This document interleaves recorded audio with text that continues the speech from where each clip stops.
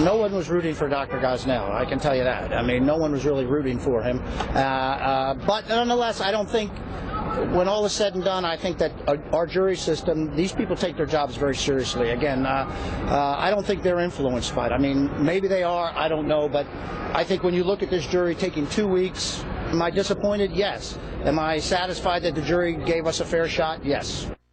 Dr. Kermit Gosnell's attorney, Gosnell, today, the jury came back. He's guilty of 3 counts of first-degree murder, dozens of other felony and misdemeanor charges, convicted of killing these babies after they were born in his abortion clinic following botched abortions. Now he waits to see what the sentencing will be. We're back with the panel. Kirsten, you've followed this really from the beginning, and your column kind of woke people up a bit in the mainstream media. Your thoughts on this verdict and what it means?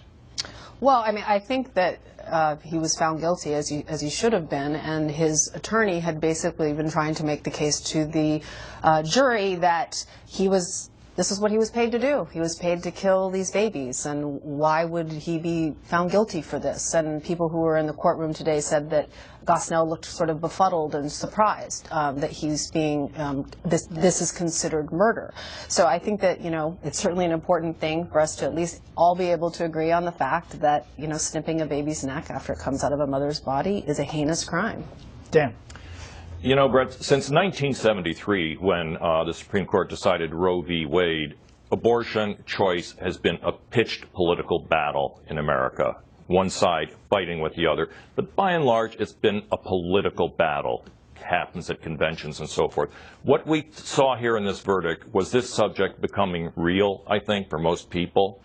And wherever one stands on either side of Roe v. Wade, I think a lot of Americans are stepping back and saying, I would like to take a second large look at what's going on with the issue of abortion. What's going on in these clinics? When are things taking place? I think the subject has been opened up in a way that a lot of people are going to be willing to set aside their politics and find out the reality of this subject. Yeah, Steve, because the fact of the matter was, no matter what your ideology was on the issue of abortion, whether you're pro-choice, pro-life, if you looked at the facts of this case, they were gruesome. I mean, they were tough to read, they were tough to listen to. Very.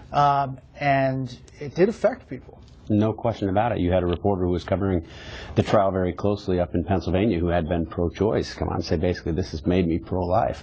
Like, I think Dan is right. I mean, I think this will be sort of a hinge point in our public discussion debate about abortion, because you can't really go back. You're going to have, I think, people like Planned Parenthood try to fight what I think is this coming national discussion. They put out a statement today, or a tweet today, in which they didn't even mention the babies. They didn't even mention the babies. They said they were glad that the women victims were vindicated.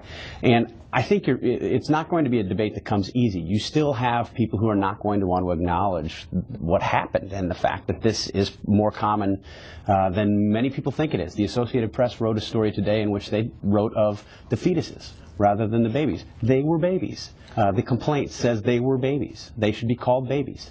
Eric Ferraro of Planned Parenthood wrote this: the jury has punished Kermit Gosnell for his appalling crimes. This verdict will ensure that no woman is victimized by Kermit Gosnell ever again. This case has made clear that we must have and enforce laws that protect access to safe and legal abortion, and we must reject misguided laws that would limit women's options and force them to seek treatment from criminals like Kermit Gosnell. Kirsten.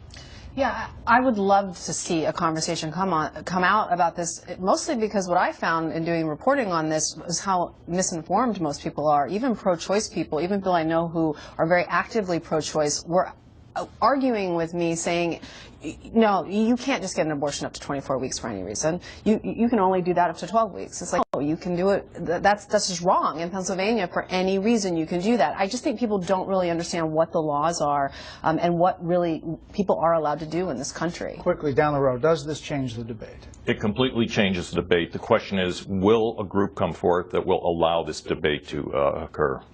I don't know. I'm very skeptical that there'll be a real debate on it. Absolutely no question it changes the debate.